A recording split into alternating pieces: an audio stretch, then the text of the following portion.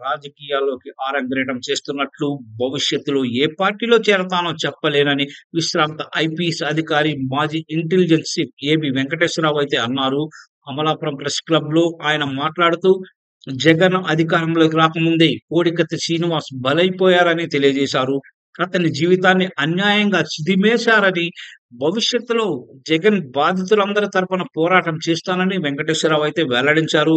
జగన్ లాంటి వ్యక్తి ఎట్టి పరిస్థితుల్లోనూ అధికారంలోకి మళ్ళీ రాకూడదని ప్రజలంతా అవగాహన కలిగి ఉండాలంటూ పిలుపునిచ్చారు. జగన్ అవినీతి, అరాచకాలు, విధ్వంసకర పాలనపై ప్రజలకు అవగాహన కల్పిస్తానని ఆయన చెప్పుకొచ్చారు. రాష్ట్రానికి జగన్ ఓ ఉపద్రవం వంటివాడని ఏబి వెంకటేశ్వరరావు అయితే అన్నారు. జగన్మోహన్ రెడ్డి మళ్ళీ ఎప్పటికీ అధికారంలోకి రాకుండా ప్రజలందరూ కృషి చేయాలని ఆయన పిలుపునైతే ఇస్తున్నారు.